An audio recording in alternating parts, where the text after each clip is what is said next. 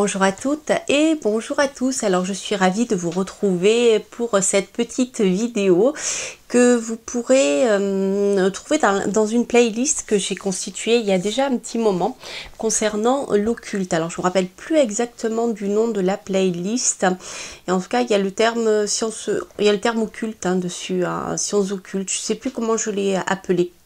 Donc dans cette playlist, vous trouverez des interviews que j'ai réalisées pour Radio Arcadie, vous trouverez des chroniques aussi que j'ai réalisées et pour Radio Arcadie que j'ai podcasté donc sur ma chaîne YouTube en ce qui concerne pas mal de petites choses comme ça, sympathiques sur les expériences occultes et des partages autour de ça. Vous retrouverez aussi des livres, etc. et plein de petites choses intéressantes. Alors là, je continue une série dans cet esprit-là, où je vous parle de mes expériences personnelles. Alors vous verrez, j'en ai fait une vidéo, alors soit je la publierai avant celle-ci, soit après, je ne sais pas encore, où je vous parle de mes expériences de transmission de pensée, par les rêves, de perception de choses qui se passent à distance, de petites choses comme ça, qui se passent dans les lieux. Enfin, il y a eu beaucoup de choses. C'est assez riche, vous verrez. Donc du coup, j'ai préféré le faire en 2 fois parce que la vidéo aurait été trop longue. Donc là, aujourd'hui, je vais vous parler d'expériences que j'ai vécues en ce qui concerne la communication avec les morts. Voilà. Alors, les premières expériences que j'ai vécues, c'est rigolo.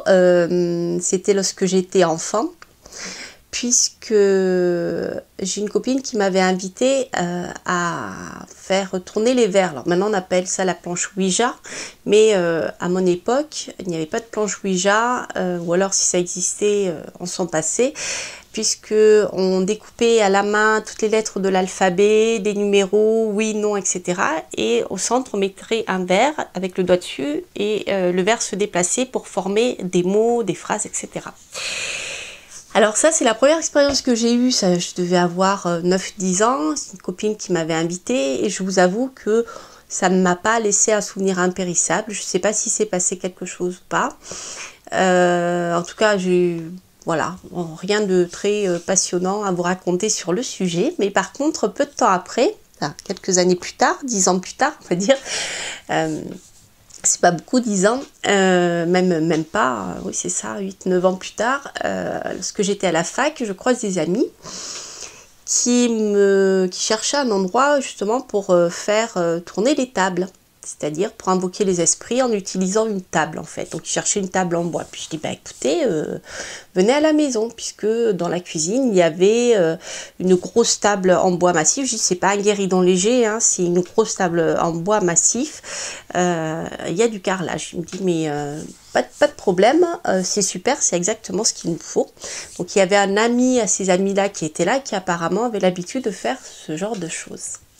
Donc nous voilà partis, c'est bien la fac, nous voilà partis, c'est les bons souvenirs quand on est encore insouciant, encore un peu, et bref, nous voilà partis eh bien, dans la cuisine, avec cette grosse table en bois massif. Et nous étions 4, dont cette personne qui avait l'habitude de faire ce genre de choses.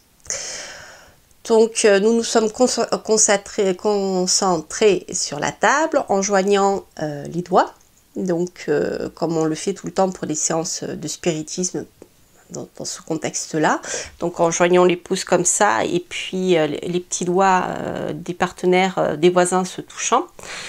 Donc au centre de la table, nous étions debout et on s'est concentré un moment.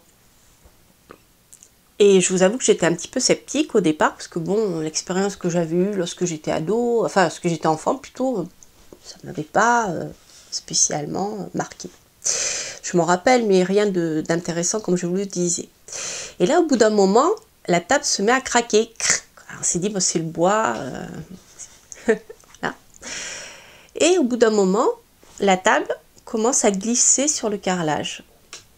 Donc, je me dis, moi qui suis irrationnelle aussi, je me dis, bon, le bois a craqué, c'est notre énergie qui qui va faire léviter la table quelque part, hein, etc.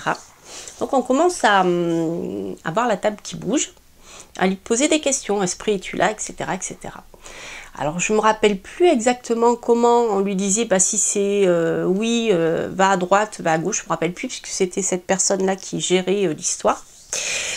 Et bref, nous voilà partis en train de bien de suivre, bien innocemment, avec nos mains sur la table qui glissait sur le carrelage de la cuisine. Plou, plou. Voilà, on aurait enlevé les mains, c'était pareil, hein. La personne l'a poussée avec les pieds, c'était impossible tellement elle était lourde. Et vu la manière dont elle se déplaçait, ça pouvait pas être nous, on la portait pas comme ça, c'était les mains dessus et qui étaient oui c'est ça, je sais même plus si on touchait la table, enfin bref, quoi qu'il en soit, si on l'a touché, mais ça glissait, on la suivait comme des petits toutous en fait, et jusqu'à un moment où les choses ont commencé un peu à mal tourner, puisque la table s'est mise à pousser un des copains et à le coincer contre le mur. Alors une fois, après elle est revenue, 2 fois elle est revenue, et plus ça allait, plus elle avait de la puissance en le poussant. Et lui, il commençait vraiment à avoir peur, hein, parce que une table, je sais pas combien de kilos elle pesait, une table comme ça, on peut pas la porter tous, c'est une table, il fallait être au moins 2 grands costauds pour la porter, hein. Une table qui se jette sur quelqu'un, il aurait pu la blesser, enfin voilà, c'est quelque chose de très impressionnant. Et donc on a arrêté. Alors je vous avoue que ça m'a tellement fait peur que je me suis dit plus jamais, plus jamais ce genre de choses. Alors je n'ai pas eu de manifestation dans la maison suite à ça. Il faut dire qu'après, je crois que nous avons déménagé, mais j'ai pas le souvenir qu'il y ait eu de problème particulier suite. En tout cas, j'ai pas eu de manifestation, voilà, par la suite par rapport à ça. Alors, cette petite histoire pour vous dire quand même, pour si certains d'entre vous veulent essayer ce genre de choses, c'est que de ne pas le faire à la légère. Je pense qu'il faut, si vous voulez invoquer les esprits, il faut savoir un certain nombre de choses avant de vous lancer. Moi personnellement je ne le ferai pas, enfin pas comme ça en tout cas, pas sans préparation. Et alors justement, si ça vous intéresse, allez voir sur la chaîne de Nat Tarot. Elle vous parle de choses qui lui sont arrivées, c'est rigolo, à peu près au même âge, hein, vers 18 et 19 ans, lorsqu'elle était étudiante. Et vous verrez, elle vous raconte une histoire qui est assez effrayante, qu'elle a vécue justement, en lien avec ce genre de choses que l'on peut faire en Ouija, avec une planche Ouija, ou en invoquant des esprits à l'aide d'une table tournante, ce genre de choses, en bois. Et donc ça c'était pour vous renvoyer là, parce que je pense que je vais intégrer cette vidéo dans un tag qu'elle a lancé avec une autre youtubeuse, mais vous trouverez plein d'histoires en lien avec ça que les uns et les autres ont vécu, donc ça vaut la peine de le suivre. Alors pour faire suite à ces expériences avec les défunts, alors là, c'est une histoire qui m'est arrivée récemment, il y a à peine quelques mois de ça. Donc mon mari a perdu sa sœur, qui est décédée de manière subite, c'est-à-dire qu'on n'a pas eu le temps, elle n'a pas eu le temps de nous dire ce qu'elle souhaitait. Alors, on savait un peu ce qu'elle voulait pas être enterrée, qu'elle préférait être incinérée, mais vous savez, ce genre de choses que l'on dit quand on est bien portant et quand on parle de la mort comme ça, en disant oui, moi, plus tard, etc. Mais voilà, on ne savait pas. Alors c'est un peu embêtant parce que, voilà, on ne savait pas comment lui dire au revoir si, puisque bon, voilà, mais on ne savait pas ce qu'elle souhaitait exactement.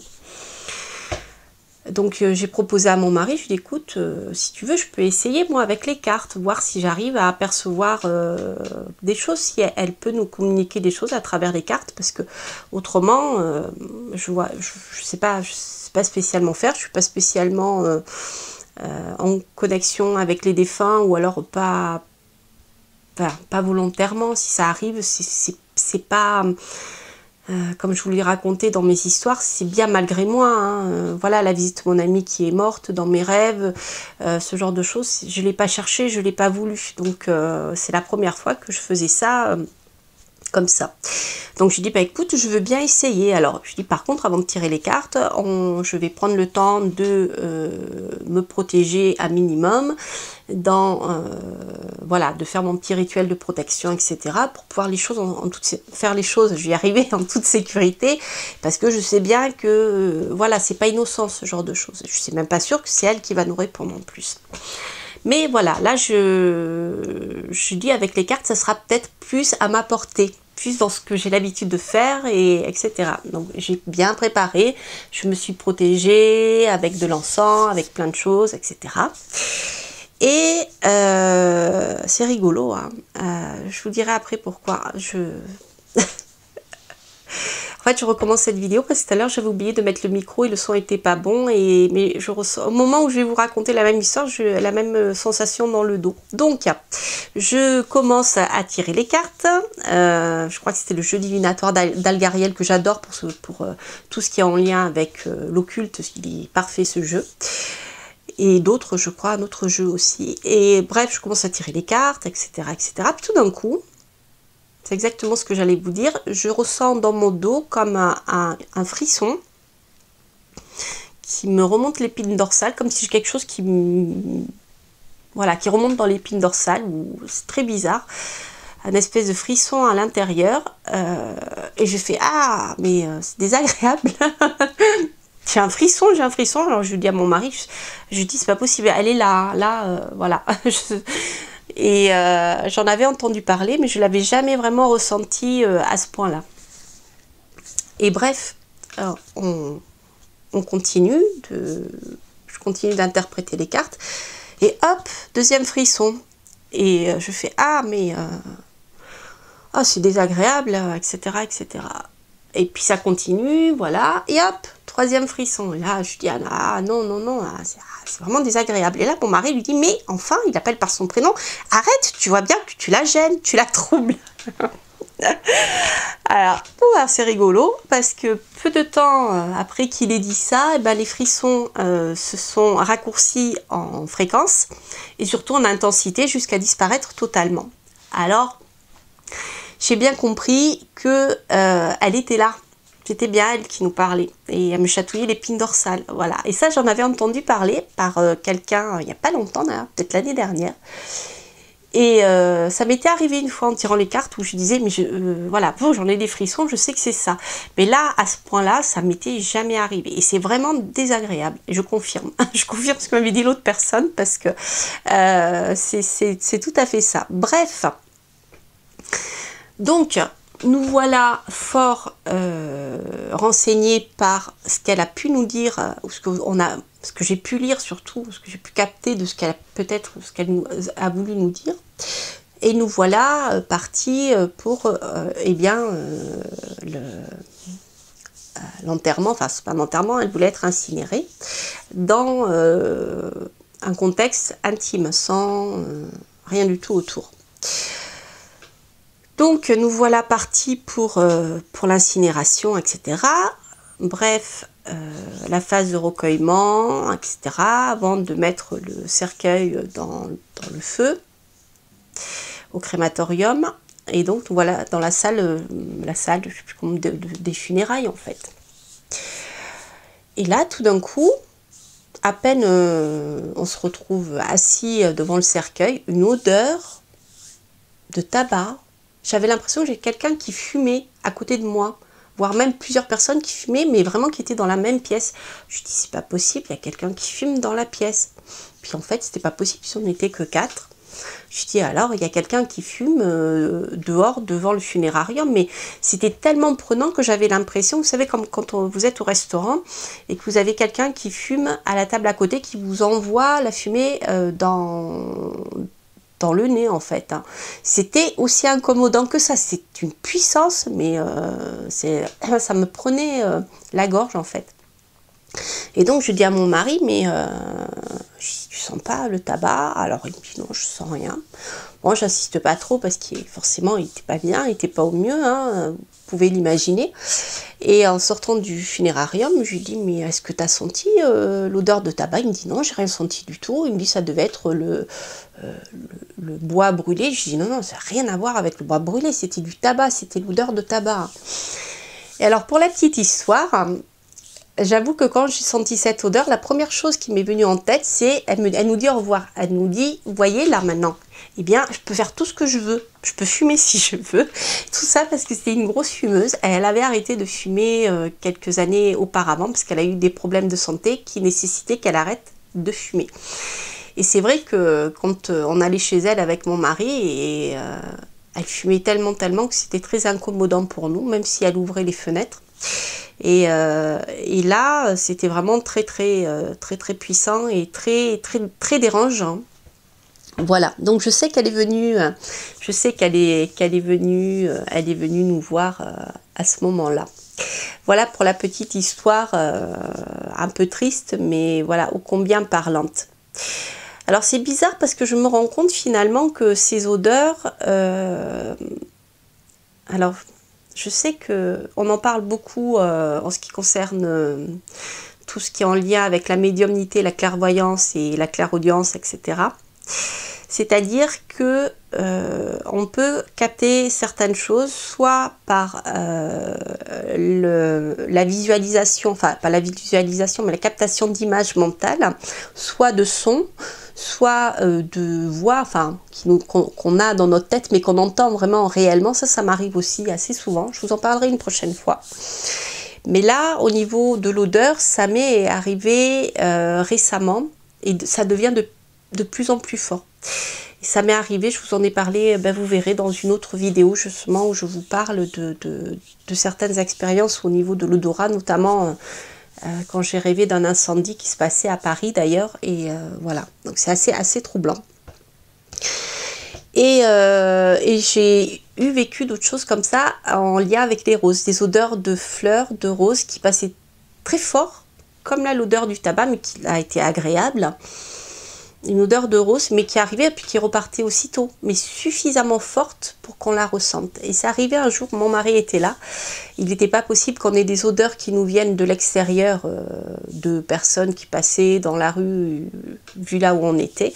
Et il a été aussi troublé parce que c'était pas possible, on était en lieu clos et il n'y avait pas, voilà, de voisins proches, etc. Et une odeur de fleurs extrêmement forte. Donc ça, c'est quelque chose qui m'arrive de plus en plus fréquemment et j'ai l'impression que plus finalement on prend confiance à ce qu'on ressent et plus ce sont des choses qui arrivent. Enfin, vous me direz, vous, si vous vivez ce genre de choses aussi.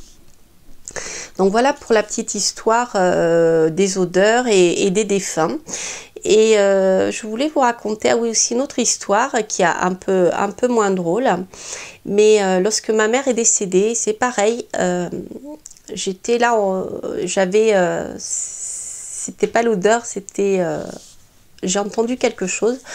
En fait, lorsque ma mère est décédée, donc on n'était pas dans la même maison, hein, et la nuit, j'étais réveillée parce que j'ai entendu une sorte de soupir. Comme vous voyez quand on rend le dernier soupir, voilà. Et ça m'a réveillée tellement c'était... Et je savais que c'était ma mère. Voilà. Et je me suis rendormie parce que j'étais fatiguée, ça m'a réveillée sur le coup, puis voilà. Et le matin, en consultant mon téléphone portable, en effet, vers 2-3 heures du matin, je crois que c'était quelque chose comme ça, eh bien, l'équipe de là où se trouvait ma maman lorsqu'elle est décédée m'a essayé de me contacter par téléphone pour me dire qu'elle venait de décéder. Voilà. Donc ça correspondait à ce que j'avais capté dans mon rêve. Vous voyez à distance qu'on peut... c'est fou, hein, c'est fou. Je savais que c'était ma mère en plus, parce que bon, là, je savais qu'elle était malade, hein, d'accord. Je savais pas quand est-ce qu'elle allait décéder ou pas, mais je dormais paisiblement, j'avais pas spécialement... voilà, mais ça m'a réveillée hein, quand même à ce point-là. Donc voilà, c'est des petites choses comme ça que je voulais vous raconter, parce que je suis sûre que ça arrive à plein d'entre vous, que certains d'entre vous le savent déjà que c'est réel, que c'est pas du hasard, que c'est pas, voilà, qu'on est capable de capter des choses à distance comme ça. Et si vous posez encore la question, eh bien ça peut donner, je dirais, de l'eau à votre moulin de réflexion pour cette histoire. Voilà, donc je voulais vous raconter tout ça parce que je sais que ça vous intéresse et que vous êtes curieux comme moi de connaître des histoires qui se passent réellement, que nous avons tous et toutes vécues, chacun à notre niveau, et je trouve que c'est important d'en parler parce qu'on vit dans une société tellement rationaliste que soit on nous prend pour des fous, soit on nous prend pour des fous, soit on rigole gentiment en disant oui, voilà. Mais pourtant, pour moi, c'est bien réel, c'est bien rationnel, hein. C'est pas, voilà. Donc je pense que pour certains d'entre vous, c'est le cas aussi. Voilà, donc je voulais vous raconter ces belles histoires, un peu tristes, puisque là il s'agit de mort, mais voilà. En tout cas, j'espère que cette petite vidéo vous aura plu, que cette série vous plaît, que si ça vous plaît, bien sûr, mettez un petit like. N'hésitez pas à commenter, ça me fait très plaisir de vous lire, vraiment, quand je peux vous répondre, je le fais avec grand plaisir. Et puis abonnez-vous si vous passez par là, vous aurez encore d'autres petites histoires comme ça et d'autres choses intéressantes que je vous réserve. Et puis je vous dis à très bientôt pour de prochaines aventures. Bye bye!